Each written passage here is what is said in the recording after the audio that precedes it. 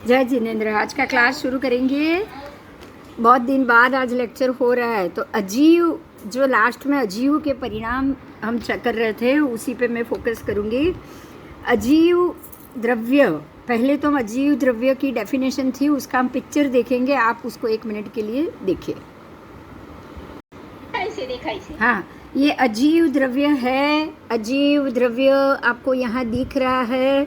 आपको नीचे देखिए 5 संस्थान मिलेंगे। ऊपर तो है समचतुरस्र संस्थान, न्यग्रोध परिमंडल संस्थान, तीसरा है सादी संस्थान, चौथा है वामन संस्थान, पांचवा है कुब्ज संस्थान, छठा है हुंडक संस्थान। ये जो 6 संस्थान है वो अजीव द्रव्य के हैं। अजीव द्रव्य मतलब हमारे पुद्गल शरीर के हैं। शरीर, पुद्गल शरीर, ये 6 संस्थान का ही होता है। और जो हमारा पुद्गल शरीर है वो 6 संस्थान, जो ये 6 संस्थान को धारण करता है वो अजीव द्रव्य से बनता है। इसीलिए पुद्गलास्तिकाय को अजीव कहा गया है। जीवास्तिकाय ही सिर्फ अजीव है, उसके अलावा 6 बाकी के 5 अस्तिकाय अजीव द्रव्य है। अब उसमें वो जो 5 अस्तिकाय अजीव द्रव्य है उसके आकार क्या है? संस्थान तो आपको पुद्गलास्तिकाय के मिलेंगे, लेकिन जो पुद्गल द्रव्य, पुद्गल शरीर बनाते हैं वो अणु परमाणु कौन से प्रकार के संस्थान का पुद्गल द्रव्य बनाते हैं। देखिए नीचे आपको 5 कलर के आकार मिलेंगे। वो आकार है अजीव के संस्थान के आकार। ध्यान दीजिए, अजीव द्रव्य के संस्थान इसी 5 आकार के होते हैं। परिमंडल संस्थान, वृत्त संस्थान, त्रिकोण संस्थान, चतुरस्र संस्थान, आयत संस्थान, ये सब हम पहले पढ़ चुके हैं। लेकिन महत्व की बात यह है कि ये सारा अजीव जो अपने अपने कर्म के अनुसार हम उसको ग्रहण करते हैं वो योनि में जाते हैं, और जो पुद्गलास्ति का शरीर बनता है वो इसी संस्थान के आधार पे बनता है। आज हम ये सब कड़ियों को जोड़ेंगे। कोई प्रश्न हो तो ज़रूर पूछिएगा। आज हम ये सारी कड़ियों को जोड़ेंगे कि जो आज अभी तक हमने 6 द्रव्य पढ़े, 6 द्रव्य में से धर्मास्तिकाय, अधर्मास्तिकाय, पुद्गलास्तिकाय, आकाशास्तिकाय और काल, ये पांचों के पांचों अजीव। अब अजीव है, अजीव द्रव्य है, अजीव है तो वो क्या है इसको समझना है। अजीव जो भी एक एक छोटे छोटे पुद्गल परमाणु इकट्ठे होकर पुद्गल बनता है। महत्व की बात यह है कि परमाणु इकट्ठे होकर पुद्गल बनाता है, तो जितने भी 84 लाख जीव योनि हैं उन सबके शरीर, सबके पुद्गलास्तिकाय ये अजीव द्रव्य से बनता है। और ये अजीव द्रव्य इन सभी चीज़ों को बंधन, गति, मैं नाम बोल रही हूँ सुनिए, इसके 10 भेद है। अजीव द्रव्य के 10 भेद है, मतलब वो 10 प्रकार से ये पुद्गलास्तिकाय बनाता है। हम जो जीव 84 लाख जीव योनि के शरीर होते हैं ना, सबके शरीर पुद्गलास्तिकाय, वो किस 10 भेद से बनता है? फिर से मैं नाम दे रही हूँ, आप सुनिए। बंधन परिणाम, गति परिणाम, संस्थान परिणाम, भेद परिणाम, वर्ण परिणाम, गंध परिणाम, रस परिणाम, स्पर्श परिणाम, अगुरु लघु परिणाम और शब्द परिणाम। ये 10 भेद से हमारा पुद्गलास्तिकाय बनता है, और ये 10 के 10 भेद अजीव के होते हैं। अब मैं एक एक भेद आपको चर्चा करूंगी, एक एक भेद ध्यान से सुनिएगा। बंधन परिणाम, आपको ये पता है कि एक परमाणु इकट्ठे होके एक बंधन बनता है। अब ये जो मेरा पुद्गल का जो शरीर बना है वो कैसे बना था? माँ के गर्भ में से अणु, परमाणु 2 इकट्ठे हुआ, 3 इकट्ठा हुआ, 4 इकट्ठा हुआ था कि नहीं हुआ था? बोलो।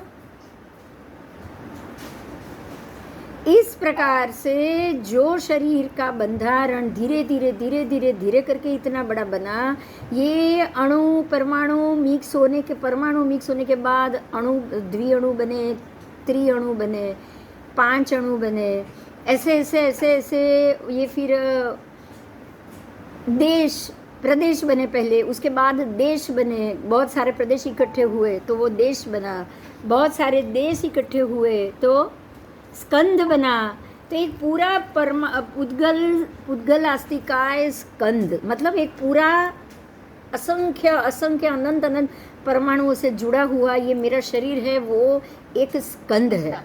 उसमें से मेरे हाथ एक देश है और उंगलियां एक प्रदेश है। समझ में आया?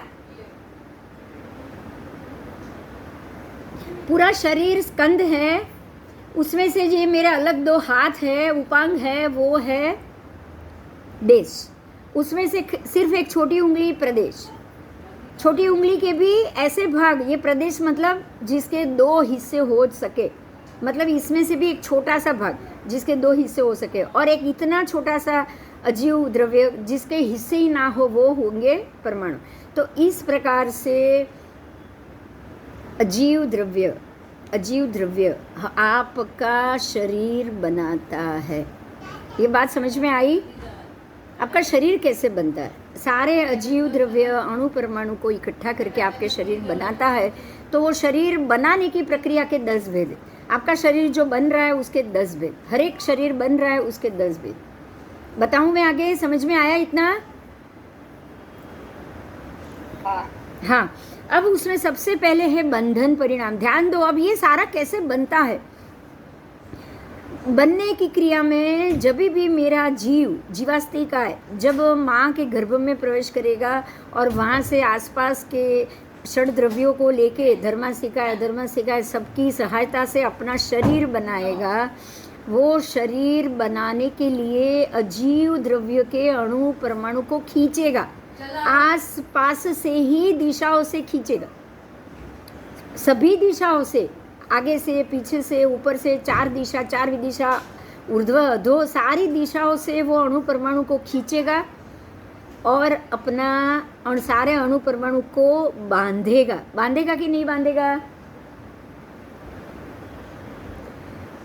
ये बंधेगा कब?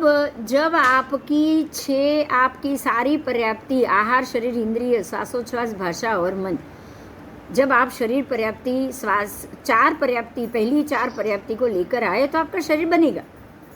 अगर आपको 4 श्वासोच्छ्वास पर्याप्ति नहीं है तो 48 मिनट में आपका पूरा वहाँ से जीव निकल जाए। लेकिन अगर आपके पास आप पर्याप्ता जीव हो तो सारी पर्याप्ति को जोड़ के बांध के, इसीलिए बंधन परिणाम। अजीव हमेशा बंधन में मानता है। एक परमाणु दूसरे परमाणु तीसरा जुड़ के एक बंधन में बंध के अणु बने, बहुत सारे अणु बंधन में बंध के प्रदेश बने, बहुत सारे प्रदेश, जैसे कि लड्डू की बहुत सारी कणियाँ, एकदम छोटा सा एक आटा था वो परमाणु, 2-3 आटे और घी के कणियाँ इकट्ठे हुए तो वो क्या हुए? 2 इकट्ठे हुए तो अणु, और बहुत सारे इकट्ठे होके एक इतना छोटा सा वो आप देख पाओ, या ऐसा एक प्रदेश, उसको बोलो कि आप प्रदेश, और बूंदी की एक कणी बनेगी वो प्रदेश, और इतनी सारी कणियों को, अलग अलग कणियों को इकट्ठा करके आप एक इतना बड़ा कणा बना, इतना बड़ा, सारी चीज़ उसमें घी, क्योंकि कणी तो तलने के बाद उसमें अभी तक शक्कर नहीं मिली है, तो चाशनी में डाल के आपने वो कणी को तैयार की, वो हुआ देश। और अब सारी कणियों को, जो मीठी कणियाँ हैं उसको इकट्ठा करके लड्डू बनाया, वो बन गया प्रदेश। ऐसे ही बंधन से ही अजीव द्रव्य एक शरीर को बना सकता है। समझ में आया? अजीव का ये बंधन भेद ना हो तो आपका शरीर कभी बन ही नहीं पाएगा। अजीव के पास ये बंधन गुण धर्म ना हो तो क्या आपका शरीर बन सकता है? अब अगर आपके जीव ने शरीर पर्याप्ति ली है तो ही आप शरीर बना पाओगे। हाँ, तो यहाँ आपको यही समझना है कि अगर आपका कर्म है तो ही आपका शरीर बनेगा, तो ही आप अणु परमाणु को इकट्ठा कर पाओगे, पुद्गलास्तिकाय बना पाओगे। अगर आपके आत्मा के ऊपर कर्म ही नहीं है, आपके जीव के ऊपर कर्म ही नहीं है, उसको कोई भी शरीर बनाने की आवश्यकता पड़ेगी नहीं। तो मुक्त जीव जब होगे तब आपको सीधा समझना है कि यदि आपके ऊपर कोई भी कर्म नहीं है तो ही आप मोक्ष जा सकते हो। अगर आपके शरीर के ऊपर कर्म है तो आपको कोई ना कोई गति, कोई ना कोई बंधन, कोई ना कोई शरीर तो मिलेगा ही मिलेगा। बहुत क्लियर है, पूरा प्रोसेस साइंटिफिक है, समझ में आ रहा है? अगर आपने कर्म बंद किया है तो ही आपको पुद्गलास्तिकाय बनाने की जरूरत पड़ेगी। तो कर्म के कारण ही ये सारा जीव अजीव का संबंध बनता है। अगर आपके ऊपर कोई कर्म नहीं है तो कोई आपको बांध नहीं पाएगा। ये बंधन किसके कारण हुआ? अजीव का शरीर बनाने की पर्याप्ति आपके कर्म में है, इसीलिए। समझ में आया? शरीर पर्याप्ति आपका कर्म है, इसीलिए। बराबर? अब दूसरा तो गति परिणाम। बराबर, दूसरा है तो गति परिणाम। क्या गति? कौन सी गति? कोई बताएगा ये गति कौन सी है? 4 गति है। कौन सी? मनुष्य, तिर्यंच, देव और नरक। अगर आपने 4 में से कोई भी गति का कर्म बांधा है तो ही आप अजीव द्रव्य को गति दे पाओगे। बहुत इजी है। अगर आपको तिर्यंच गति में जाकर जन्म लेना है तो आपके अजीव को गति परिणाम का बंधन लगेगा ही लगेगा।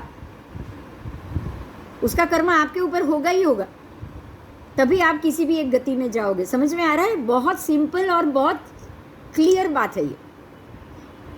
अगर आपके ऊपर नरक गति का कर्म लगा है, सैनिक राजा के ऊपर नरक गति का कर्म लगा था, तो उनके शरीर के अजीव पुद्गल जाके नरक गति में, नारकी के भव में जन्म लेंगे ही लेंगे। उसको कोई नहीं टाल सकता। भगवान भी नहीं। भगवान ने भी, उन्होंने बहुत कहा, लेकिन भगवान ने भी मना कर दिया कि नहीं, मैं इसको नहीं टाल पाऊंगा। क्यों? क्योंकि उनकी आत्मा के ऊपर नरक गति के अजीव द्रव्य को खींच के शरीर बांधने का कर्म लगा था। अब बहुत क्लियर हो रहा है कि अगर आपके ऊपर कर्म ही नहीं लगा हो तो आपको कोई अजीव, कोई षटकाय बांध नहीं सकते, कोई भी षड द्रव्य आपको बांध नहीं सकते। हो गया क्लियर?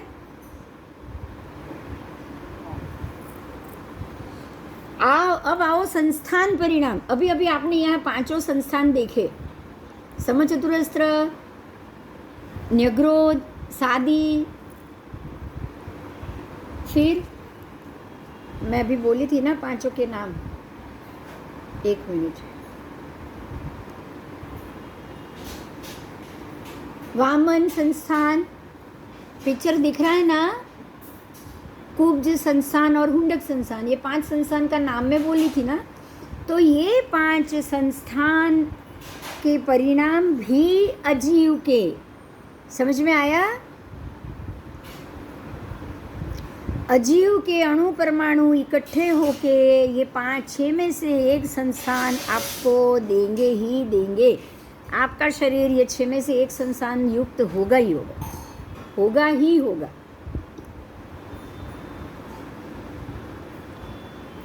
ठीक है? तो कौन से संस्थान का कर्म आप पे लगा है, उस हिसाब से आपको संस्थान मिलेगा। भेद परिणाम।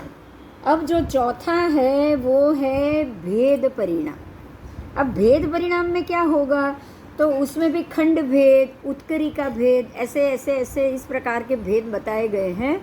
तो खंड भेद होगा तो मतलब कि आप छोटे से कणिये में बनो। बूंदी का एक लड्डू में एक कणिया भी तो बनता है ना, वो भी एक संस्थान है। वो भी अंदर भी तो आटा सब मिला के कुछ हुआ है कि नहीं हुआ है, बताओ। अब जीव का अजीव परिणाम हो गया ना। उसमें से गेहूं के अंदर तो जीव था।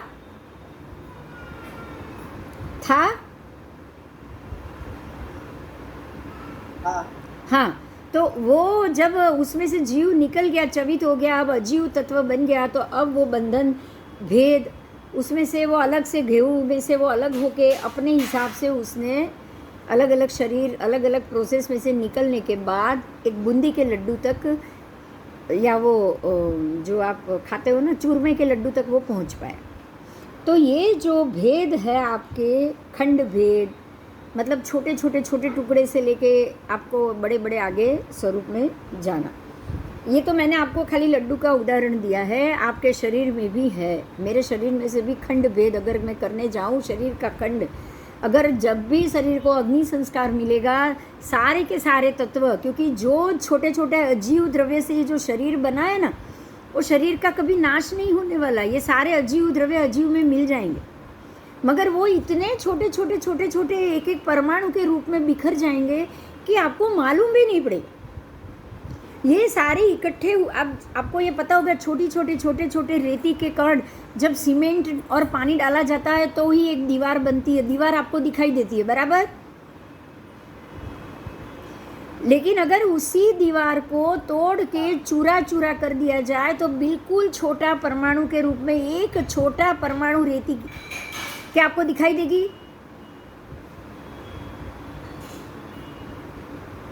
आप उसको नहीं देख पाओगे, बराबर। तो यही वजह है कि अजीव द्रव्य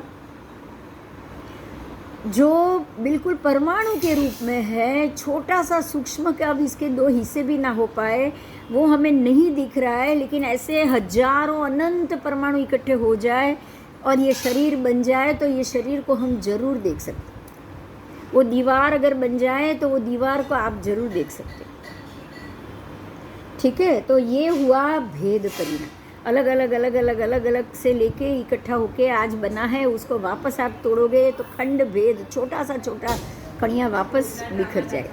तो भेद परिणाम से आपको एक चीज़ याद रखनी है कि अजीव द्रव्य कभी भी मरता नहीं, ख़त्म नहीं होता है, वो अपनी जगह पहुंच ही जाता है। समझ में आया? वो अपनी जगह पे वापस पहुंच ही जाता है। वो कभी भी अपने आप को ख़त्म नहीं करता है। ऐसा नहीं समझना कि आपका अग्नि संस्कार हो चुका है तो आपके सारे अजीव परिणाम जो पुद्गल परमाणु पुद्गल अस्तिका है वो ख़त्म हो गया। आप ये मत समझना, ये मत समझना, क्योंकि जो जो अजीव है इसमें से वो सारे अपनी अपनी अणु परमाणु की कक्षा में पहुंच गए हैं,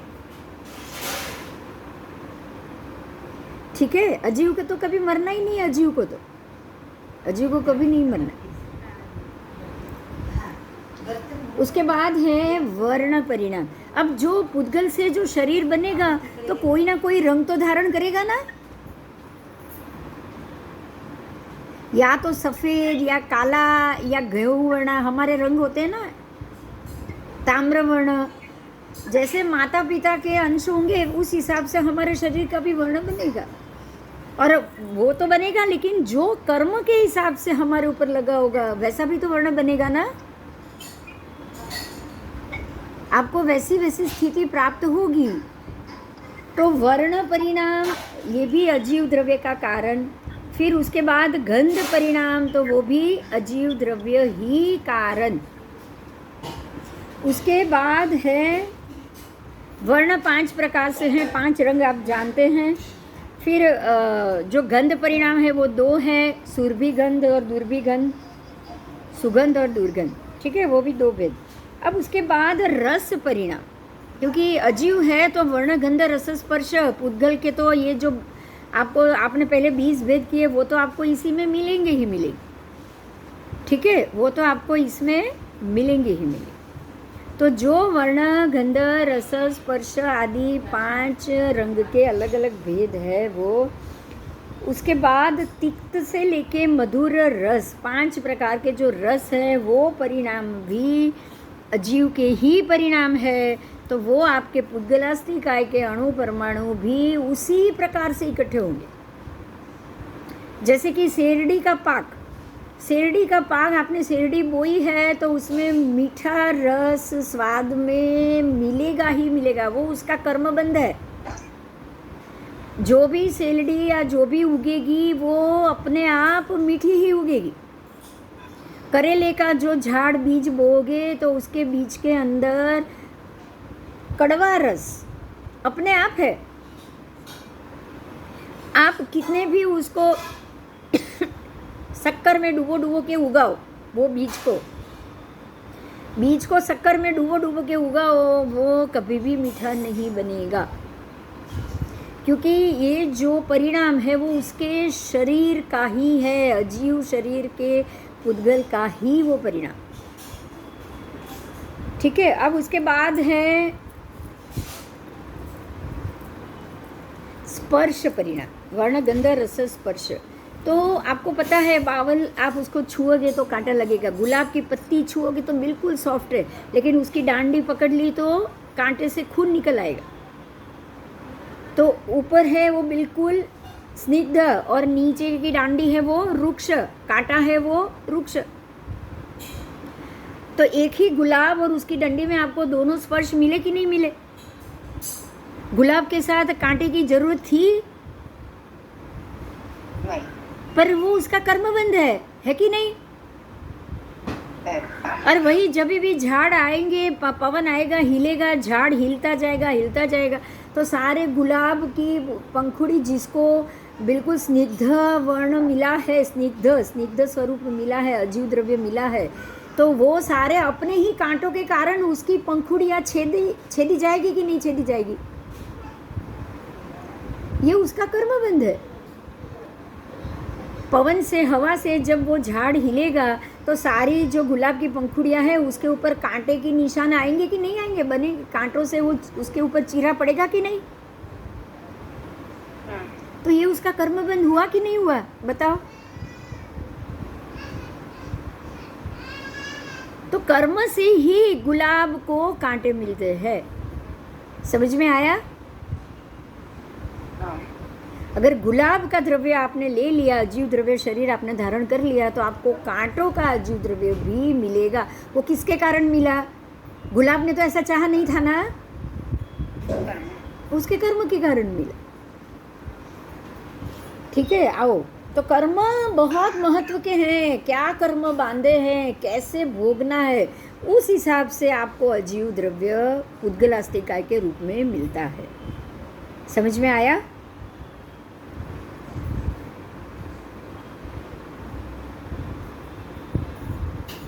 इसके बाद है अगुरु लघु परिणाम। अगुरु लघु परिणाम ये भी अजीव का ही संबंध है।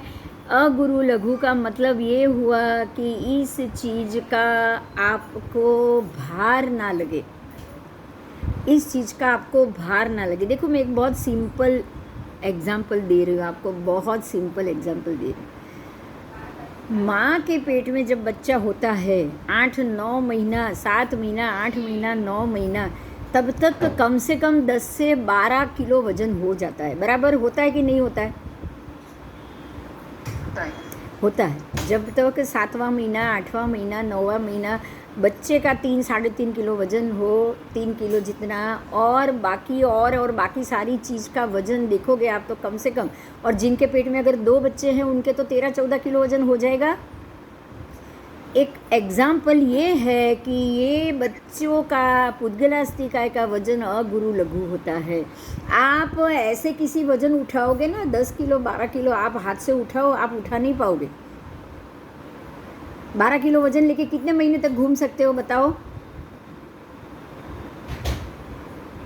24 घंटे 12 किलो वजन कंधे पे उठा के घूम सकते हो? आधा घंटा नहीं।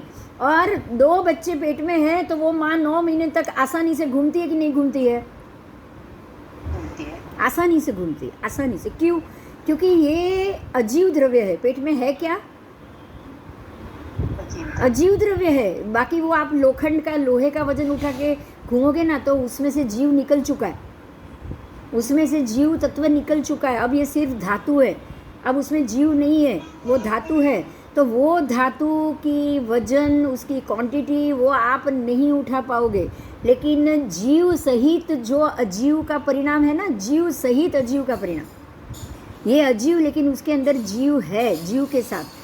तो वो जो अजीव परिणाम है वो आप 10 से 12 किलो वजन या 14-15 किलो वजन 2 बच्चे हैं तो उसको आप आसानी से 3-4 महीने तक आप उठा के घूमोगे भी, उसको उठा के सोओगे भी। आप ऐसे छाती पे या कंधे पे एक बार 10 किलो वजन रख कर नहीं सो पाओगे। तो पेट के अंदर माँ बच्चे का 12 किलो वजन उठा के कैसे सोती होगी? सोचा है कभी? क्यों? क्योंकि ये जीव सहित अजीव द्रव्य है, और जीव सहित अजीव द्रव्य अगुरु लघु परिणाम वाला होता है। ये ना हल्का है ना भारी। ना हल्का ना भारी. समझ में आया? એનો એક સવાલ છે हाँ. એટલે આપણે કહીએ ને નવકાર મંત્રમાં આટલા અક્ષર ગુરુ લઘુ તો એ શું કે પછી એ શું હોય એટલે મને સમજ ગુરુ લઘુ शब्द तो वैसे भी अगुरु लघु ही है. शब्द पुद्गल है, बराबर, अजीव है. હા हाँ, जो तू जो पूछ रही ना वो लास्ट में आ गया, शब्द परिणाम. હા એટલે જ પૂછું છું. हाँ, शब्द परिणाम, शब्द भी अजीव है. शब्द अजीव द्रव्य है और बोला जा रहा है जीव के द्वारा. अगर कोई ऐसे कोई आप पुतला बनाओ, वो बोलेगा क्या? आप बिंदु का पुतला बना के रखो, ड्राइंग में पिक्चर बना के रखो, वो बोल पाएगा? નહીં क्यों? उसके मुंह से शब्द क्यों नहीं निकल रहे? क्योंकि वो जीव के साथ नहीं है. હા अगर मेरा ही कोई पुतला बना दे तो वो नहीं बोलेगा, उसके अंदर जीव नहीं है. लेकिन मेरे अंदर जीव है और मैं बोल रही हूँ तो मेरे शब्द अगुरु लघु आएंगे. अगुरु लघु मतलब ना भारी ना हल्का. समझ में आया? तो ऐसे ही नौकार को अगुरु लघु कहा है. अरे मैं तो कहूँगी सारे शब्द अगुरु लघु, खाली नौकार नहीं, सारे शब्द. आप कोई भी सूत्र बोलोगे अगुरु लघु, क्योंकि बोलने वाला जीव है. ये समझ में आ गया ना? હા હા ना भारी है ना हल्का. अब इतने सारे शब्दों को मैं वजन में उठा के चल पाऊंगी? नहीं तो क्या? अगर ये भारी होते तो मैं नहीं चल पाती. अगर ये हमारा पुद्गलास्ति का अगुरु लघु मतलब ना भारी ना हल्का, अगर हल्का होता, हल्का भी नहीं है वो, हल्का होता तो हम हवा में उड़ते कि नहीं उड़ते? હા उड़ते. भारी है तो हम जमीन पे ही रहे या एक ही जगह मेरा पैर ही उठे ना, ऐसा भी नहीं है ना. બરાબર बस इसीलिए अजीव परिणाम हमेशा अगुरु लघु होता है. अब शब्द अजीव परिणाम, पुद्गलास्ति का अजीव परिणाम, शब्द वर्ण गंध रस स्पर्श अजीव परिणाम. तो ये सारी चीज अजीव परिणाम है तो ये जरूर अगुरु लघु है. ये जरूर बंधन में बंधेगा, ये जरूर कोई ना कोई गति प्राप्त करेगा, ये जरूर कोई ना कोई संस्थान भी प्राप्त करेगा. आपके पास कोई ऑप्शन नहीं है. समझ में आया?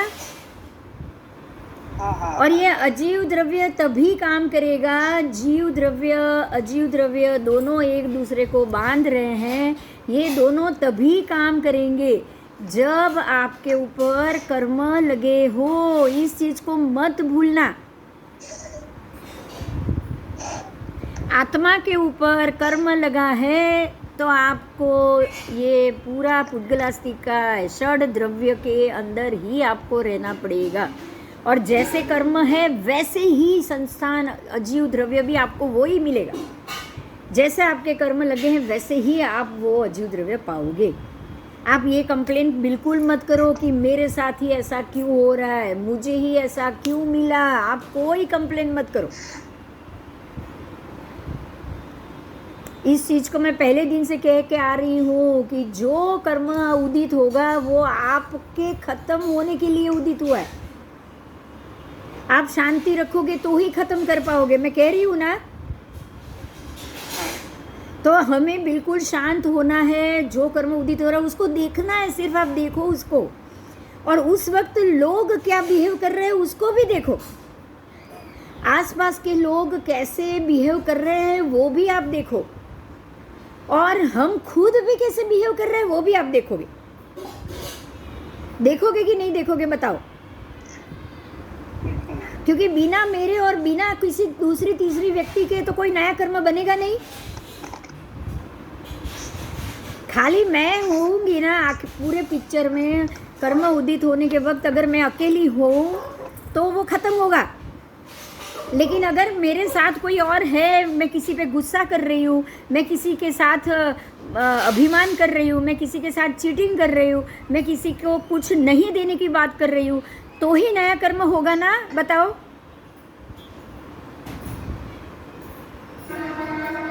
नहीं तो कोई नया कर्म नहीं होगा.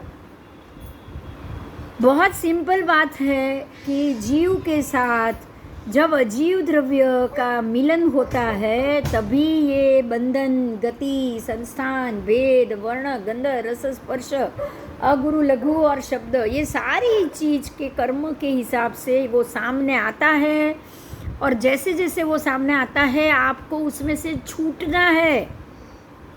नया कोई बंधन नहीं होना चाहिए। ये आपकी स्कूल है, स्कूल, समझ में आया? इन सबको पहचानो, बस पहचानो, शांति रखो। शांत होगे तो उसको समझ पाओगे, अगर शांत नहीं होगे आप कुछ नहीं समझ पाओगे। ठीक है, क्लियर हो गया? मुझे लग रहा है आपको क्लियर हो गया है, बराबर? अब शब्द भी दो भेद से है। जो शब्द थे, लास्ट वाला शब्द है, वो भी दो भेद से है। कैसे दो भेद? तो मनोज्ञ अमनोज्ञ शब्द के भी दो भेद है। एक है मन पसंद शब्द, दूसरा है जो पसंद ना आए ऐसे शब्द। बोलो, ऐसे होता है कि नहीं होता है? ऐसा होता है कि नहीं? आपको शब्द कभी किसी का बोला हुआ अच्छा लगता है, कभी किसी का बोला हुआ शब्द बुरा लगता है। कोई शब्द आपको पसंद आता है, कोई व्यक्ति, कोई शब्द सब पसंद आता है, और कोई व्यक्ति, कोई शब्द आपको अच्छा नहीं लगता है। तो आपको यहाँ समझना है कि वो अच्छा इसीलिए नहीं लगा क्योंकि एक तो पहले के कर्म बराबर नहीं, और जो अभी भी बन रहे हैं, बनने जा रहे हैं, वो कर्म से आप नहीं बच पा रहे हो। वो आपको मनोज्ञ या अमनोज्ञ लगना ही नहीं चाहिए। देखो, अब सबसे बड़ी बात ये है कि अगर आपको प्रेजेंट में से अगर कर्म की व्यवस्था से छूटना है तो आपको ध्यान रखना है। देखो, मैं फिर से ये 10 भेद बोल रही हूँ, शांति से सुनिएगा, एकदम शांति से। जो पहला भेद था बंधन परिणाम, आप किसी भी स्थिति में बंधे हुए हो उसको फील ही मत करो। मेरे सामने ये क्या संजोग आ गया, मेरे सामने ये क्या फैमिली आ गई, मेरे दोस्त आसपास के लोग क्या हो गए, कुछ फील मत करो।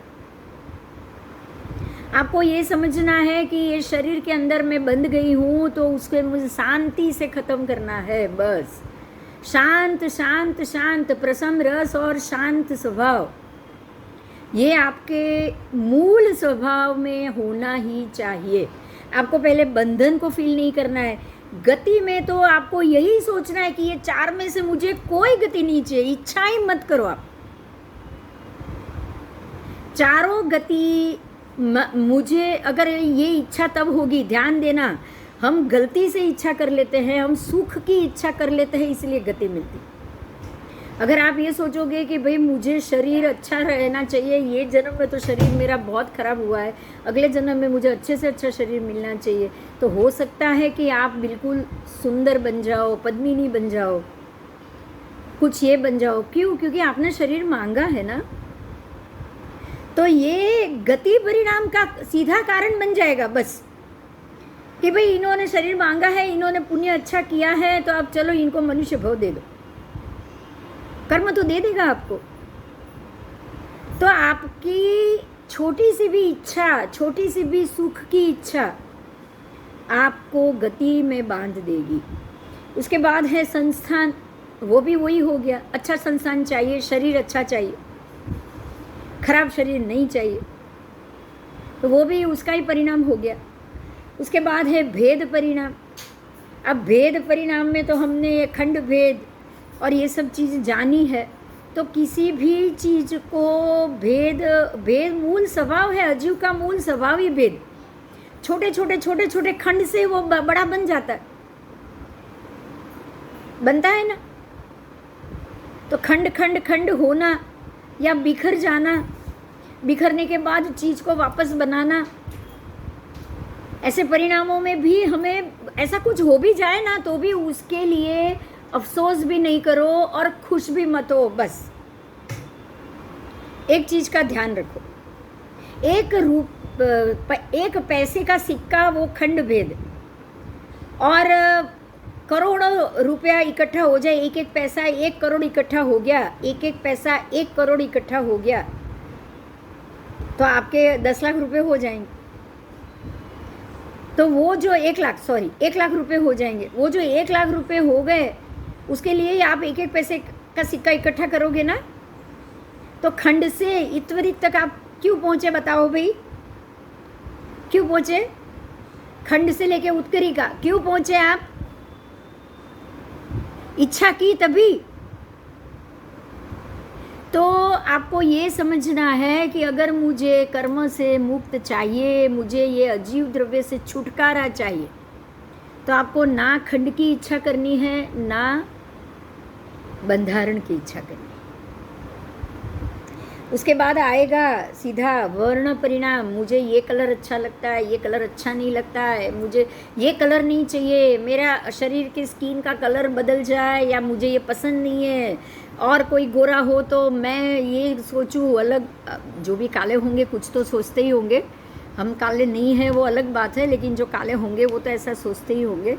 अगर हम ऐसे हैं या हमें कुछ स्किन में रोग या कुछ हो गया, तो हम ये अच्छे स्किन की भी तो कामना करेंगे ना, कामना तो करेंगे ही अगर स्किन को कुछ खराबी हुई तो ये जो कामना करने की भी बात है ना, वो ही हमारे कर्म बंध का कारण। तो उसके बाद गंध परिणाम, सुगंध भी आ गई तो खुश हो गए, दुर्गंध आ गई तो वहां से मुंह मोड़ लिया, नाक बंद कर लिया, वहां से निकल गए। कोई भी टॉयलेट में, रास्ते के टॉयलेट में मैं नहीं जाऊंगी, क्यों? क्योंकि बहुत गंध आती है, मैं वहाँ खड़ी नहीं रह सकती। ऐसा आप सोच ही नहीं सकते। अगर ऐसा सोच लिया तो कर्म बंध में आपने उसको इग्नोर किया है, वो चीज़ को इग्नोर किया है कि जो जगह आप खड़ा नहीं रहना पसंद करते, कर्म बंध के परिणाम से आपको वहीं पे जन्म लेना पड़ेगा। आप क्या कर सकते हो?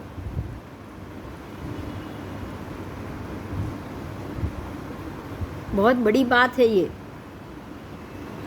किसी भी दुर्गंध को दुर्गंध नहीं मानना, उसको ना खुश होना है ना उससे दुखी होना। समझ में आ रही है मेरी बात?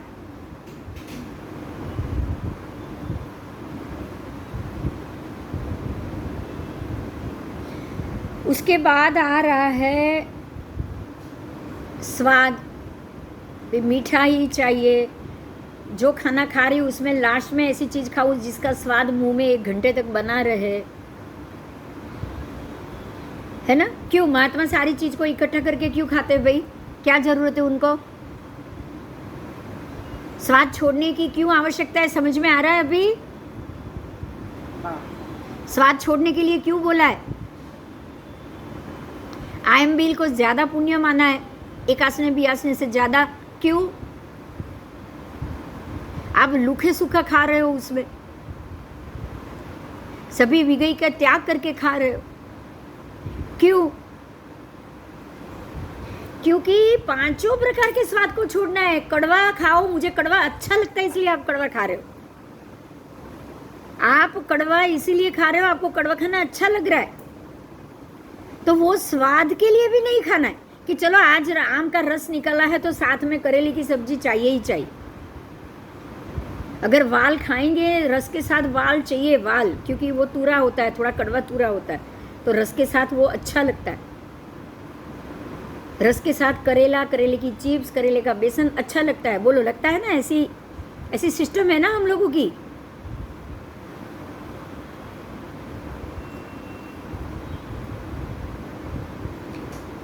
उसके बाद कर्कश परिणाम। अगर कांटे ने लगा दिया या शरीर रूखा आ गया या ये, तो मुंह मत बिगाड़ो।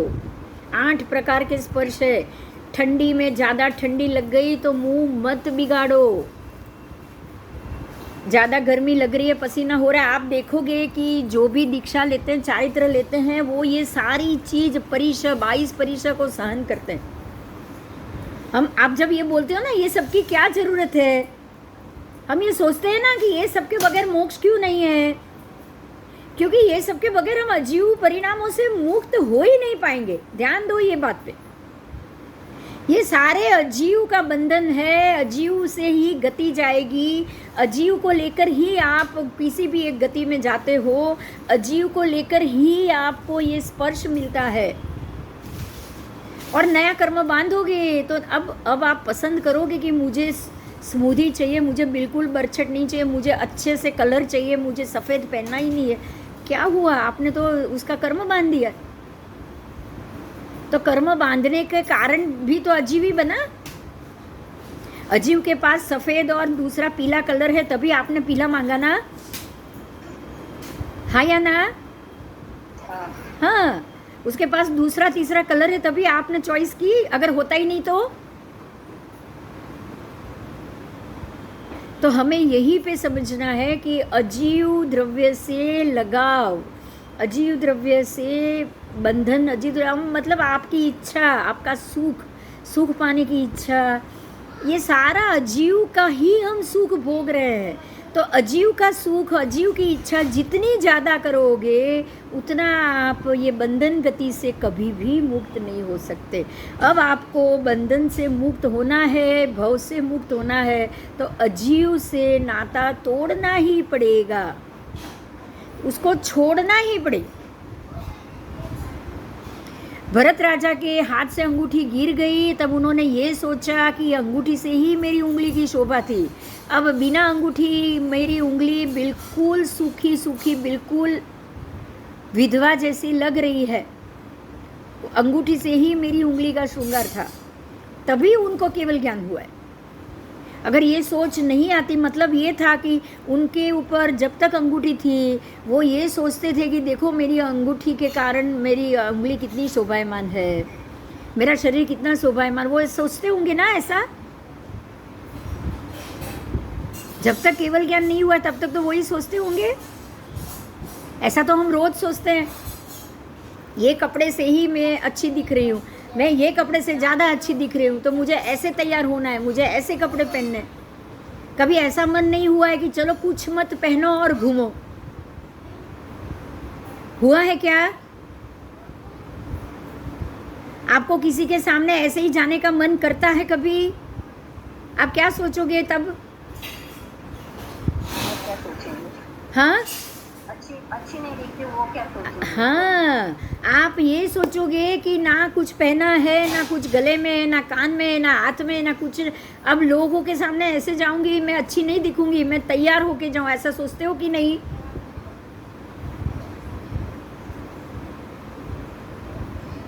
सोचते हैं। देखिए यहाँ ध्यान दो, दीक्षा में क्यों सब चीज का त्याग होता है, अब समझ में आ रहा है?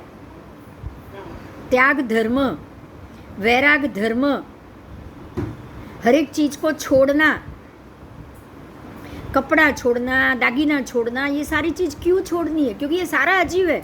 अजीव से लगाव रख लिया, इच्छा हो कर ली आपने, इच्छा पूरी करने का मन भी होगा, नई इच्छा भी बनती जाएगी, और इच्छा ही आपके कर्म बंध का कारण है। अजीव से जुड़ना ही आप हमारे कर्म बंध का कारण है। ये सेंटेंस याद रहेगा आज। अजीव से लगाओ, हर एक चीज़ से लगाओ, और ये लगाव ही हमें उसकी इच्छा कराता है, और वो इच्छा करने से हम ये 10 प्रकार से परिणाम बंध बांधते हैं। बराबर? बराबर। और अब लास्ट है मनोज्ञ। मनोज्ञ, अगर कोई बोल दे, कोई शब्द आपको बुरे लग रहे हैं, अमनोज्ञ है, तो उसको आपको सोचना, ये नहीं सोचना है कि ये मेरे लिए अमनोज्ञ है, मुझे अच्छे नहीं लगे। आप क्या सोचोगे? ये शब्द मेरे तक पहुंचने मेरा ही कर्म था, इसलिए मुझे मिला। बराबर? बराबर। तो अब आपके ही कर्म आपको मिला है, रिटर्न विथ थैंक्स, तो सामने वाले पे गुस्सा करना चाहिए? आना ही नहीं चाहिए, आना ही नहीं। अगर आप ये सोचोगे तो गुस्सा आएगा, पहले ये बोलो, उसकी जगह हंसी आएगी, पता है? आप बोलोगे थैंक यू, आपने मुझे लौटा दिया। बोलोगे कि नहीं? बोलोगे। आप वही बोलोगे कि चलो अच्छा किया, आपने मुझे लौटा दिया, अब मेरी तरफ से ये शब्द वापस दूसरी बार बाहर नहीं जाएंगे, तभी आपको कोई वापस नहीं लौटाएगा ना। अगर ऐसे शब्द दोबारा आपके मुंह से बाहर ना निकले तो कोई लौटाने आएगा? कोई नहीं आएगा ना। तो धीरे धीरे हम क्या करेंगे, जितने शब्द हमें मिल रहे हैं उसको हम इकट्ठे करेंगे और शांत होके उसको हमारे पास पहुंच जाएगा, तो वो समय में, संजोग में बिल्कुल शांत हो जाएंगे। बराबर? अब आप शांत हो गए, वो शब्द को आपने अपने अंदर संग्रहित कर लिया, अपने दिमाग में उसको वापस ले लिया, हाँ तो जो कर्म चढ़ा था वो पूरा हो गया। हाँ अब उसको आप कुछ नहीं करोगे, वो व्यक्ति को कुछ नहीं बोलोगे, तो नया कर्म बंद होगा? ना नहीं होगा। ठीक है, तो अब ध्यान देना, ये सारी चीज 10 चीज है, वर्ण, गंध, रस, स्पर्ध, शब्द, फिर भेद, संस्थान, गति, बंधन, ये सारा है, ये प्रैक्टिकल है, ये अजीव है, वो दिखाई देता है, वो दिखाई दे रहा है। इसीलिए ये सबसे मुझे कोई लगाव, कोई इच्छा, कोई खुशी, कोई सुख, कुछ नहीं चाहिए। और अगर मिल गया तो मेरे पास ला, जब वो ये चीज़ मेरे पास आ गई तो उसको मुझे संग्रह करके अपने अंदर भर देना है। बराबर? चलो ये पूरा हुआ। कोई क्वेश्चन, कोई प्रश्न है? ना ठीक है, चलो अब ये, हाँ, ये जो आपने आज जो सीखा है वो परिणाम और उसके 10 भेद, जीव के भी परिणाम के भेद थे, अजीव के भी परिणाम के भेद थे। जीव के जो परिणाम के भेद थे वो तो बहुत ही अच्छे थे, वो हमने पहले देख लिए। वो भी 10 प्रकार से थे, मैं नाम अभी आपको फिर से बोल रही हूँ। जीव गति परिणाम, जीव इंद्रिय परिणाम, जीव कषाय परिणाम, जीव लेश्या परिणाम, जीव योग परिणाम, जीव उपयोग परिणाम, जीव ज्ञान परिणाम, जीव दर्शन परिणाम और जीव वेद परिणाम। ये जो 10 जीव के परिणाम थे वो 10 से ही आपके कर्मबंध होते। बराबर? जीव गति में तो आत्मा को जाना पड़ेगा, आत्मा को इंद्रिय प्राप्त करनी पड़ेगी, आत्मा को कषाय भी मिलेंगे, आत्मा को लेश्या भी मिलेगी, आत्मा ही कर ले भोगेगा। योग जो भी मनोयोग, वचन योग, काय योग, वो भी आत्मा ही भोगेगा। उपयोग का परिणाम भी आत्मा ही भोगेगा, ज्ञान का परिणाम भी आत्मा ही भोगेगा। उसको शुद्ध ज्ञान मिल रहा है या अशुद्ध ज्ञान, विभंग ज्ञान मिल रहा है या सम्यक ज्ञान मिल रहा है, वो भी आत्मा ही भोगेगा। दर्शन, सम्यक दर्शन है या मिथ्या दर्शन है, वो भी परिणाम आत्मा ही भोगेगा। और वेद, 3 में से कौन से वेद में, स्त्री वेद, पुरुष वेद, नपुंसक वेद, वो परिणाम भी कौन भोगेगा? आत्मा भोगेगा ना आपका। जीवास्तिकाय भोगेगा कि नहीं 10 भेद? हाँ, अब ये 10 भेद जीवास्तिकाय के थे, अब ये 10 भेद अजीव के हैं, मतलब पुद्गलास्तिकाय के हैं। फिर से वो भी बोल रही हूँ, अजीव बंधन परिणाम, अजीव गति परिणाम, अजीव संस्थान परिणाम, अजीव भेद परिणाम, अजीव वर्ण परिणाम, अजीव गंध परिणाम, अजीव रस परिणाम, अजीव स्पर्श परिणाम, अजीव अगुरु लघु परिणाम, अजीव शब्द परिणाम।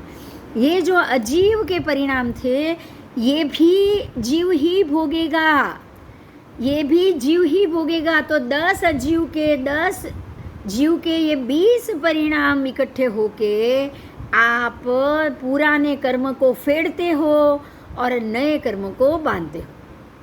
Clear picture? पूरा पिक्चर क्लियर। आप ये 10 और ये 10 20 भेद, पुद्गल के ये 20 भेद को ये जान लो ना, तो आप ये कर्म बंधन से मुक्त होके अवश्य मुक्त जा सकते हो। आपको उसको जानना है और उस प्रकार से उसको धीरे धीरे शांत होके खत्म करना है। ठीक है? अब हम आगे जाएंगे, वो है दूसरा उसके बाद वाला। ये तो आपको पता चल गया कि जीव को शरीर लेना पड़ता है और वो शरीर को लेकर पुराने आत्मा के जीव के ऊपर जो कर्म लगे हैं उस हिसाब से उसको भोगना पड़ता है। पर भोगते भोगते उसको समझ में नहीं आता है, वो अपना दिमाग नहीं चलाता है। दिमाग नहीं चला के वो संजोग में, वर्तमान में जो संजोग मिले उसमें वो कषाय कर देता है।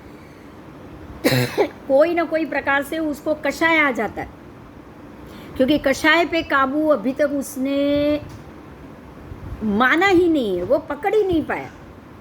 उसको अपने आप कषाय नहीं करना चाहिए, इस चीज़ को वो समझा ही नहीं। यही कारण है कि वो नए कर्म बंध को अपना लेता है। समझ में आया? हाँ जब ये संजोग सामने आए, जीव के 10 भेद, अजीव के 10 भेद, आत्मा के सामने दोनों जब सामने आते हैं ऐसे 20 भेद, तब आत्मा अपने दिमाग से अगर वो संतुलन रख के शांत होके काम करे तो वो सारे के सारे भेदों को अभी ख़त्म कर लेगा। अगर वो संतुलन नहीं रख पाया तो वो अपने नॉर्मल हिसाब से कषाय के अंदर अगर वो लपेट के ये सारे संजोगों को अगर वो कषाय के रूप में ही परिवर्तन करेगा तो नए कर्म बंध का कारण जरूर बनेगा। अब हमको ये समझना पड़ेगा कि ये कषाय क्या है, समझना पड़ेगा, क्योंकि अगर हम ये कषाय को साइड पे रखें तो ही कर्म से मुक्त हो पाएंगे ना। अगर हम ये कषाय को किनारे पे नहीं रखें, कषाय को समझे ही नहीं और कषाय को आने ही दे, कषाय से ही हर एक कर्म को हम निपटते जाए। जहाँ क्रोध जरूरी है, क्रोध कर लिया। देखिए 4 प्रकार का कषाय, क्रोध कषाय, मान कषाय, माया कषाय, लोभ कषाय। जहाँ जरूरी है वहाँ क्रोध कर लिया, जहाँ जरूरी है वहाँ मान कर लिया, अहंकार कर लिया कि अरे भाई ये तो छोटा आदमी है, जाओ जा फूट यहाँ से, मेरे सामने मैं इसके साथ खड़ा भी नहीं रहूँगा। जहाँ जरूरी है वहाँ हमने मान कर लिया, जहाँ जरूरी है वहाँ माया कर ली, मालूम भी नहीं पड़ने दिया कब सारा चीज़ सेटिंग कर लिया। ज़्यादा सेटिंग भी अच्छा नहीं है, समझ में आया ये बात? सेटिंग करके खुश नहीं होना है कभी भी। और जहाँ जरूरी है वहाँ लोभ कर लिया। तो ये चारों चीज जब कर्म उपस्थित हुए तो ये चारों का हमने कोई भी एंगल से किनारा नहीं किया। समझ में आया? आपको ये चारों का क्या करना है? उससे किनारा करना है। क्या करना है? उससे किनारा करना है, उससे अलग हो जाना है, इसको अलग रखना है। अगर क्रोध आए, हो सकता है आए, क्योंकि पुराने कर्म में क्रोध से ही वो काम था। क्रोध आए तो सोचो कि अरे छोड़ो, इसको निपटाओ। गुस्सा करके कोई फायदा ही नहीं है। मैं गुस्सा करूंगी, वो डबल गुस्सा करेगा, बात बिगड़ जाएगी। आप ऐसा तो सोच सकते हो कि नहीं? जब उस वक्त अभिमान आए तो आपको ये सोचना है, अरे भाई क्या पता कौन से जन्म में ये आदमी ने, चाहे आज छोटा है, कौन से जन्म में उसने मुझे हेल्प की होगी, क्या पता।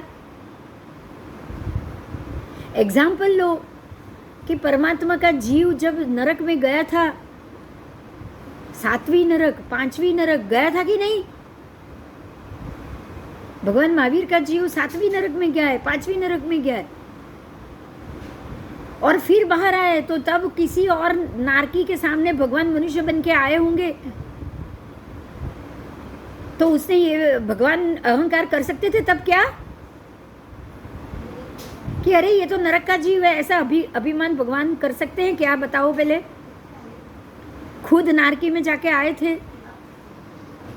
ऐसे हमें भी करना चाहिए कि खुद पता नहीं कौन सी गरीबी में होके, कौन सी झुपड़पट्टी में जाके हम रह के आए होंगे पिछले जन्म में।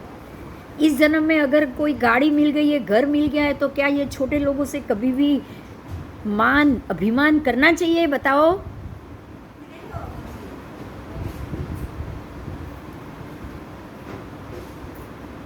क्या पता कौन से जन्म में किस आदमी ने आपको हेल्प की हो, क्या पता। ये सोच के भी उस वक्त मान को किनारा करना है, साइड करना है। उसके बाद आता है लोभ। लोभ तो बहुत इजी है, कुछ भी साथ लेके नहीं जाओगे। जब तक जिंदा हूँ ये शरीर मेरा है, जब मैं मर जाऊंगा वो सिरे। इससे पहले कोई भी चीज़ मैं सारा छोड़ के आई, मुझे आज मेरे पास कुछ भी है? बोलो है? पहले जन्म का जितना भी पैसा, जितना भी धन, जितना भी घर जमीन होगी, आज मेरे पास है वो? अगर आपको याद आ जाए पिछले 10 जन्म में आपके पास कितनी चीज़, कितनी मिलकत थी, तो क्या करोगे आप? उधर जाके खड़े हो जाओगे, वो आपको देंगे क्या?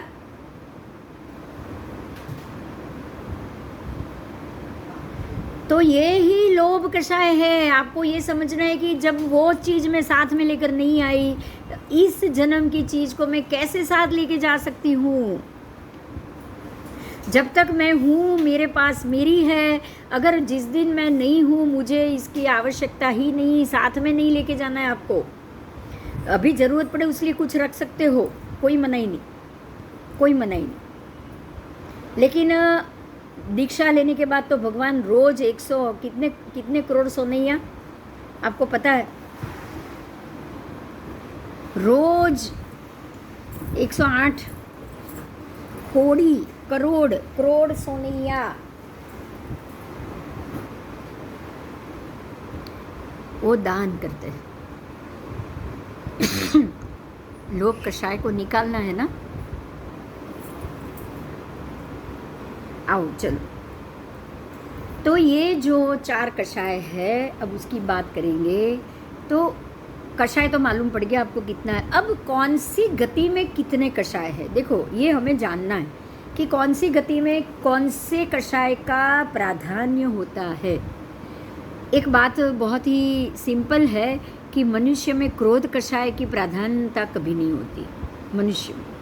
मनुष्य में किसी और कषाय की प्राधान्यता होती है। तो ये चीज़ को हम अभी जानेंगे, सीखेंगे कि नरक गति में ध्यान देना।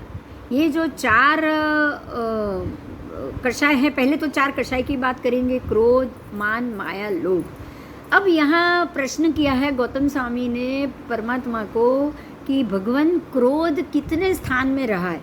अब ये ना आपको यहाँ, हम तो खाली क्रोध कषाय जानते हैं, लेकिन क्रोध के स्थान कितने, क्रोध का भेद कितना, ये सारी चीज़ आज आप जानो। आपको क्रोध की बहुत सारी चीज़ पता चलेगी। जैसे कि क्रोध की उत्पत्ति स्थान कितना। तो सबसे पहला है क्रोध कितने स्थान में है। 4 स्थान में क्रोध होता है। सुनिएगा, आपको नए ही शब्द मिलने वाले हैं। पहला स्थान है आत्म प्रतिष्ठित। आत्म प्रतिष्ठित मतलब मेरा मैं, मारू हूँ, मारू आटलू पद, मेरा इतना मान, मेरी इतना बड़ा स्थान, मैं इतना बड़ा आदमी, जो हूँ पड़ा है वो है, उसी स्थान में क्रोध है। सबसे पहले आत्म प्रतिष्ठित क्रोध, आत्म प्रतिष्ठित कि मैं ये स्टेज में हूँ, मैं ये लेवल में हूँ, तो अब कोई मेरा अभिमान, कोई मुझे नुकसान पहुंचा ही नहीं सकता। तो हुआ ना, आपको अपने लिए आत्म प्रतिष्ठित क्रोध हुआ कि नहीं हुआ। अब दूसरा है पर प्रतिष्ठित। पर प्रतिष्ठित मतलब मैं अपने शरीर का अभिमान करूं, मैं अपनी शारीरिक शक्ति का अभिमान करूं, मैं कुछ अच्छे से ज़्यादा तप कर सकता हूँ या मैं ये कर सकता हूँ, उसका अभिमान करूँ। जैसे विश्वभूति के भव में भगवान से हुआ था कि मांस खमण के पाने पे मांस खमण कर रहे थे और थोड़ा सा मौका क्या आया, उन्होंने मांस खमण का एनकेश कर लिया, मांस खमण के बदले में शक्ति मांगी। तो ये आत्म प्रतिष्ठित हुआ। अब है दूसरा पर प्रतिष्ठित, मतलब कि शरीर के ऊपर मेरा शरीर क्या कर सकता है, मेरा शरीर ये इतना कर, मेरा शरीर कमजोर है तो उसको मुझे बलवान करना है। विश्वभूति अणगार ने वही मांगा ना, गाय ने उछाल दिया, वो पितराई भाई हंसे, उसने बोल दिया कि ये मांस खमण करके क्या फ़ायदा किया, शरीर को तो संभाल नहीं सकता। तो उन्होंने क्या मांग लिया कि जो भी तप किया उसके बदले में मेरे शरीर को शक्ति दो। तो ये पर प्रतिष्ठित हुआ। क्या हुआ, शरीर पर है, शरीर आत्मा नहीं है। तो आत्मा को छोड़ के आपने शरीर को बलवान मांगा तो वो हुआ पर प्रतिष्ठित। अब तीसरा है तदुभय पर प्रतिष्ठित, मतलब आप आत्मा को भी बल मांगो और शरीर के लिए भी मांगो, दोनों के लिए मांगो। आप ये मांगो कि मुझे अच्छा भव भी मिलना चाहिए, मनुष्य भव भी मिलना चाहिए, और मुझे शारीरिक शक्ति भी अच्छी मिलनी चाहिए, मुझे पुण्य भी मिलना चाहिए, सुख भी मिलना चाहिए, और शारीरिक शक्ति भी ज़्यादा मिलनी चाहिए। तो ये आत्म प्रतिष्ठित भी हुआ, पर प्रतिष्ठित भी हुआ, तो उसको नाम मिला है तदुभय प्रतिष्ठित। मतलब आपको दोनों चीज़ पे हो, दोनों चीज़ के लिए आप मांगो। अगर आपको नहीं मिल रहा है तो क्रोध ही होगा। अब आया चौथा, अप्रतिष्ठित। अप्रतिष्ठित में भी क्रोध है। आप दोनों चीज मांग रहे हो, नहीं मिला तो उसका भी गुस्सा है, और कुछ नहीं मांग रहे हो, कुछ नहीं मिला तो उसका भी गुस्सा है। क्रोध वहां पे भी। तो ये 4 स्थान में क्रोध है। ये 4 स्थान है, आत्म प्रतिष्ठित, पर प्रतिष्ठित, तदुभय प्रतिष्ठित और अप्रतिष्ठित। तो इस प्रकार से ये 4 स्थान से आपको क्रोध अलग अलग अलग अलग अलग अलग जगह मिलेगा। जैसे कि कितने स्थान पे क्रोध की उत्पत्ति होती है, ये भी बहुत अच्छी बात है, हमें समझना पड़ेगा। कितने स्थान, कौन से स्थान? तो 4 स्थान है। स्थान भी कितने हैं? 4। एक है क्षेत्र, दूसरा है वस्तु, तीसरा है शरीर, चौथा है उपधि। ध्यान से सुनो। क्षेत्र, भरत क्षेत्र में जन्म, महाविद्य क्षेत्र में जन्म, किसी और क्षेत्र में अकर्म भूमि में जन्म। हम ये सोचते हैं ना, अभी तक हम क्यों भटकते रहे? अगर आपको पता चले, आप किसी महात्मा को ये पूछो कि भाई मेरे पिछले भव में क्या गति थी, केवली को पूछो, केवली बोले कि आप तो करोड़ों सालों से कितने असरपिणी से आप निगोद में पड़े थे, तो आपको निगोद का क्षेत्र मिला। तो अब आप क्या, गुस्सा आएगा कि नहीं आएगा? बताओ, आएगा कि नहीं? अगर आपको कोई उठा के काल कोठरी में बंद कर दे, जेल में बंद कर दे, तो क्या वो क्षेत्र आपको अच्छा लगेगा? नहीं। अगर बीमार पड़े, अच्छे होने के लिए हॉस्पिटल में गए, तो क्या ऑपरेशन थिएटर या हॉस्पिटल का बेड अच्छा लगेगा? तो क्षेत्र बहुत बड़ा कारण है गुस्सा आने का। क्रोध के लिए सबसे जवाबदार है क्षेत्र, ठीक है? क्योंकि क्षेत्र आपको अच्छा ही लगे वो जरूरी। उसके बाद है वस्तु। अगर वस्तु नहीं मिल रही है तो बहुत गुस्सा आता है, ये तो हम जानते ही है। आपको कोई चीज़ चाहिए और ना मिले तो गुस्सा, ना चाहिए और वो मिल गई तो भी गुस्सा। उसके बाद शरीर, जो जैसा चाहिए वैसा नहीं मिला तो बहुत ज़्यादा गुस्सा। जो है उसको एक्सेप्ट हम करते नहीं है ना, नहीं करते। अगर एक चीज़ अच्छी है तो दूसरी चीज़ के लिए वापस टेंशन होता है कि नहीं होता है? होता है ना। उसके बाद उपधि। उपधि का मतलब है कि आपको क्या क्या प्राप्त हुआ। अगर आपको सारी चीज़ अच्छी प्राप्त हो गई तो खुशी, अगर अच्छी चीज़ नहीं हुई तो क्रोध, अगर मिली है तो उसको नहीं संभाल पाए तो भी क्रोध होगा कि नहीं होगा?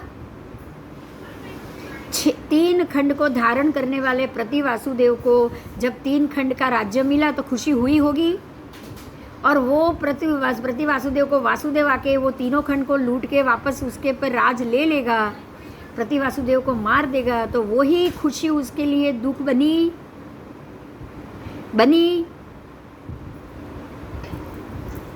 तो उपधि सबसे बड़ी तकलीफ का कारण है। अगर ये शक्ति के रूप में विश्वभूति अणगार ने शक्ति उपधि है नहीं मांगी होती ना, तो ना वो प्रति वासुदेव बनते और ना ही वो नारकी में जाते। ठीक है। तो क्षेत्र, वस्तु, शरीर और उपधि, ये चारों को आश्रय करने से ही क्रोध उत्पन्न होता है। तो ये 4 स्थान में क्रोधोत्पत्ति कही गई। ठीक है। तो आपको ये भी जानना है कि इसी 4 स्थान में आगे भी आत्म पर प्रतिष्ठित, पर प्रतिष्ठित, तदुभय प्रतिष्ठित, अप्रतिष्ठित, मान भी है, माया भी है, लोभ भी। खाली क्रोध नहीं, कषाय ही चारों जगह जाएगा। ऐसे ही क्षेत्र, वस्तु, शरीर, उपधि में भी क्रोध, मान, माया, लोभ चारों के चारों कषाय जाएंगे। तो ये कषाय के उत्पत्ति स्थान हुए। अब चारों कषाय के भेद ध्यान देना। हाँ, चारों कषाय के भेद। पहला भेद है अनंतानुबंधी, दूसरा भेद है अप्रत्याख्यान, तीसरा है प्रत्याख्यान, चौथा है संजवलन। ये 4 भेद है, चारों के 4 और 16 भेद होते हैं। ये मुझे लग रहा है ये 4 भेद हम अगले क्लास में ही करेंगे, क्योंकि इसके 4 के 16 भेद होंगे, तो ये मैं अगले क्लास में उसको डिटेल से करूँगी। वो सिर्फ कषाय के 16 भेद आएंगे। अभी मैं आगे बढ़ रही हूँ कि ये 4 भेद से मान भी आएगा, माया भी आएगी और लोभ भी आएगा। यही 4 मान, यही 4 माया, यही 4 लोभ। अब आगे हम जाएंगे, और 4 भेद है क्रोध के, अभोग निवर्तित, अनाभोग निवर्तित, उपशांत और अनुपशांत। ये भी 4 क्रोध के ही, मान के, माया के और लोभ के भेद। अभोग अनाभोग, किसी भी चीज़ के भोग की इच्छा करने से ये 4 कषाय होंगे। किसी भी चीज़ को अनिच्छा करने से, मुझे ये नहीं चाहिए, मुझे ये नहीं चाहिए, उससे भी कषाय होता है। क्योंकि आपको नहीं चाहिए और कर्मवश आपको मिला। आप किसी व्यक्ति का चेहरा नहीं देखना चाहते और दूसरे दिन सुबह उसका चेहरा देख लिया, तो ही ये 4 कषाय होगा ना। तो अनाभोग निवर्तित भी क्रोध है। उपशांत, आप उस वक्त अपने गुस्से को दबाओ, तो वो भी 4 कषाय का कारण, क्योंकि आपने उस वक्त के गुस्से को दबा दिया। तो दबा दिया है तो कहीं ना कहीं तो शूट आउट होगा ही होगा, कुछ साल बाद शूट आउट होगा। तो वो हो गया उपशांत। और अब उसके बाद, ये उपशांत के बाद चौथा जो है वो अनुपशांत। अगर आप अनुपशांत करोगे ना, उसको दबाओगे नहीं, आप ये सोचोगे कि मुझे ये दबाना नहीं है, मुझे ये दबाना नहीं है, मुझे ये दबाना नहीं, आप उसको दबाओगे नहीं। मतलब जो सामने अगर कोई गुस्सा आया, तो आपके मन में गुस्सा आया, तो आप उसको दबाओगे नहीं, आप बोल दोगे ना। क्या करोगे बताओ? दबाओगे नहीं तो क्या करोगे? सामना करोगे तो अन्याय के विरोध तो लड़ने ही जाओगे ना। क्रोध के सामने क्रोध ही करोगे ना। क्या करोगे? हम बोलते हैं ना, टीट फॉर टैट। अगर किसी ने चीटिंग किया तो मैं भी चीटिंग करूं। आप उपशांत तो रहे नहीं, अनुपशांत हो गए, तो क्या ये चलेगा? नहीं, इससे भी क्रोध होगा। आपको तो संभाव में आना है, अनुपशांत नहीं होना है। क्या करना है? चुप नहीं रहना है, बोलना भी नहीं है, चुप भी नहीं रहना है, मगर आपको उपशांत होना है, शांत होकर उसको खत्म करना है। समझ में आ गया? तो ये चारों भी भेद है, क्रोध, मान, माया, लोभ, चारों के। आभोग निवर्तित, अनाभोग निवर्तित, उपशांत और अनुपशांत। ठीक है? तो ये हो गए आपके कषाय के उत्पन्न होने के कारण। अब इसके बाद आएगा कर्म प्रकृति। अगर आपने ये सारा नहीं टाला तो क्या कर्म प्रकृति के बंध को टाल पाओगे? नहीं। अगर कषाय को समझे नहीं, समझ के आपने संभाव में नहीं आए, आप उसको ख़त्म करने के प्रोसीजर में नहीं गए हो, तो क्या आप कर्म प्रकृति को टाल पाओगे? नहीं टाल पाओगे। और 8 प्रकार के कर्म आप इसी कषाय के कारण बांधते जाओगे। समझ में आया? पहले तो हम जीव अजीव के भेद को समझते नहीं हैं, और वो जीव अजीव के भेद को समझ के जो उसके परिणाम है उसमें बंधने की इच्छा करते हैं। ध्यान दो, आप वो इच्छा करते हो। जीव के 10 भेद, अजीव के 10 भेद आपकी इच्छा है, ज्ञान लेना आपकी इच्छा है। अब अच्छा ज्ञान लिया तो जीव परिणाम, बुरा ज्ञान लिया तो भी जीव परिणाम। हुआ कि नहीं हुआ? तो वो जीव अजीव के भेद है, वो इच्छा थी, उसमें आपने वो इच्छा मिली नहीं मिली, पूरी हुई नहीं हुई तो गुस्सा, नहीं मिली तो गुस्सा, पूरी हो गई और आपको पूरा नहीं मिला तो गुस्सा। होगा कि नहीं होगा? कषाय का कारण होगा ना।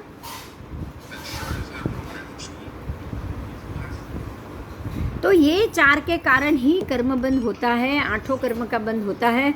अब 8 कर्म प्रकृति को हम अगले क्लास में करेंगे, बराबर।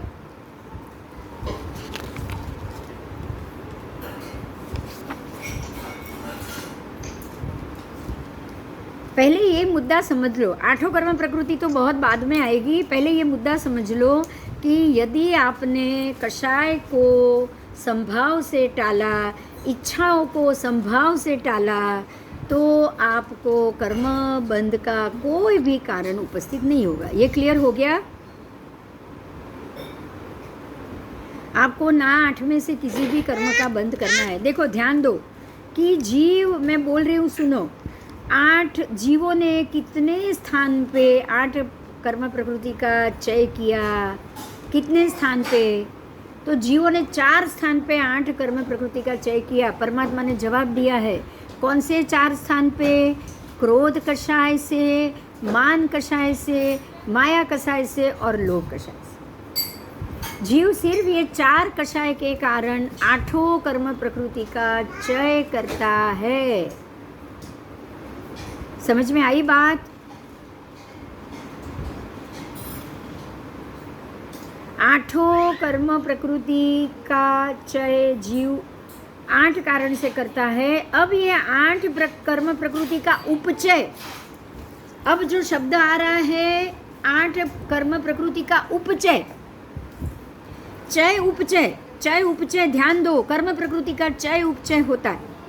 चय मतलब क्या? बांध रहे हो। उपचय मतलब छोड़ रहे हो। तो चय उपचय का मतलब आप बांध रहे हो, छोड़ रहे हो, पुराना छोड़ रहे हो, नया छोड़ रहे हो, चय भी कर रहे हो, उपचय भी कर रहे हो। किसके कारण? 4 कषाय के कारण। कौन से 4 कषाय? क्रोध कषाय, मान कषाय, लोभ कषाय, माया कषाय। क्रोध, मान, माया, लोभ, ये 4 कषाय के कारण जीव 8 कर्म प्रकृति का चय करता है, उपचय करता है। समझ में आया?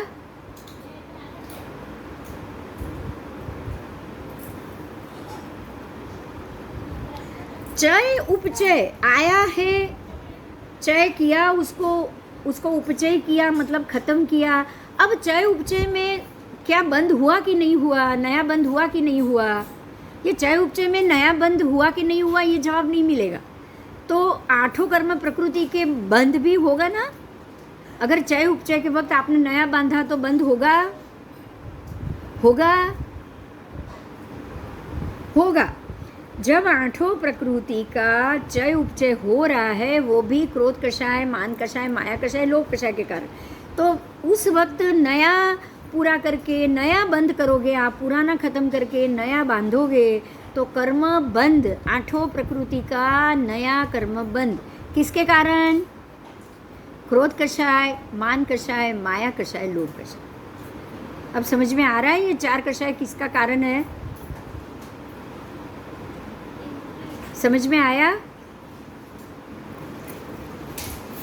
अब कर्म बंध का कारण, चय का कारण, 8 कर्म के चय का कारण ये 4 कषाय, 8 कर्म के उपचय का कारण वो भी ये 4 कषाय, 8 कर्म के बंध का कारण वो भी ये 4 कषाय। अब ध्यान से सुनो, उदीर्णा का कारण, 8 कर्म के उदीर्णा का कारण भी 4 कषाय, 8 कर्म के वेदन का कारण भी 4 कषाय और 8 कर्म के निर्जरा का कारण भी 4 कषाय। ठीक है? कर्म की निर्जरा का कारण भी 4 कषाय, लेकिन निर्जरा करने में अगर कषाय हुआ तो वापस नया बंद हो जाएगा? होगा?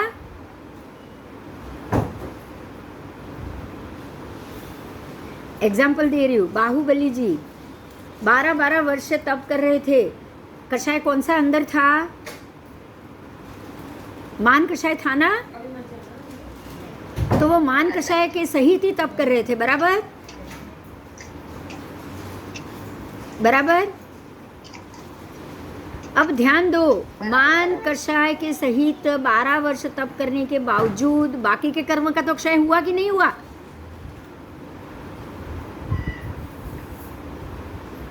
हुआ ना।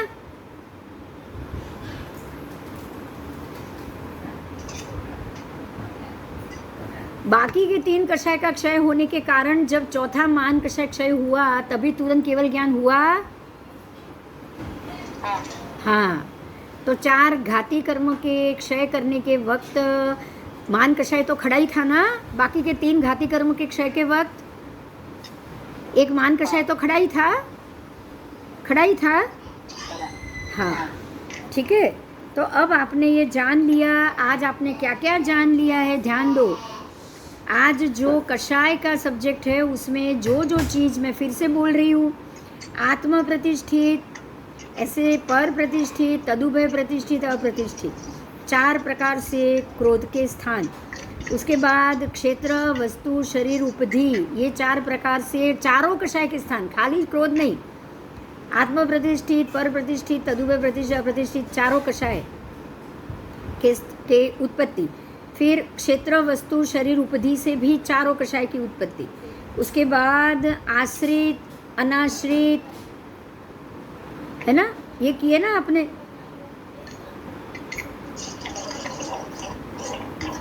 अभोग निवर्तित, अनाभोग निवर्तित, उपशांत, अनुपशांत, इससे भी चारों कषाय की स्थान। उसके बाद हाँ वांधो नहीं, अनंतानुबंधी, फिर आपने प्रत्याख्यान, अप्रत्याख्यान, संजयवदन, ये चारों से भी कषाय के भेद। आपने आज क्या क्या भेद, क्या क्या भेद से आपने आज कषाय को जाना है वो मैं आपको सिर्फ बता रही हूँ। आभोग, फिर अनाभोग, निवर्तित, उपशांत, अनुपशांत, ये चारों प्रकार से आपने आभोग से भी जाना। उसके बाद चय, चय उपचय, 8 प्रकृति के चय भी क्रोध मान माया लोभ से, उपचय भी क्रोध मान माया लोभ से, बंध भी क्रोध मान माया लोभ से, उदीर्णा भी क्रोध मान माया लोभ से, वेदन भी क्रोध मान माया लोभ, और निर्जरा पद भी क्रोध मान माया लोभ से। आज आपने जो भी हम 9 तत्व के सारे जो बंध, उदय, उदीर्णा, वेदन, फिर कैसे उसका चय उपचय और निर्जरा, ये सारे पद को आज आपने जाना, वो भी 4 कषायों से कनेक्टेड। तो आज आपका ये टॉपिक मैं यहाँ ख़त्म कर रही हूँ। अगर कुछ नहीं सुनाई दिया है सबको तो ज़रूर रिकॉर्डिंग पढ़ लीजिएगा, सुन लीजिएगा, और ये चीज़ को आप बहुत अच्छे से समझ लीजिएगा, ठीक है। अगला क्लास मैं कल शायद जल्दी ले लूँ 5 बजे, क्योंकि ये वीक में क्लास हुए नहीं है। मैं कल शायद 5 बजे क्लास ले लूँ, 5 से 6, 6:30 तक, ठीक है। तो कल मैं 5 बजे, आज ही मैं लिख देती हूँ, मैं कल शाम को 5 बजे क्लास ले रही हूँ, ठीक है। जय जिनेंद्र, जय जिनेंद्र।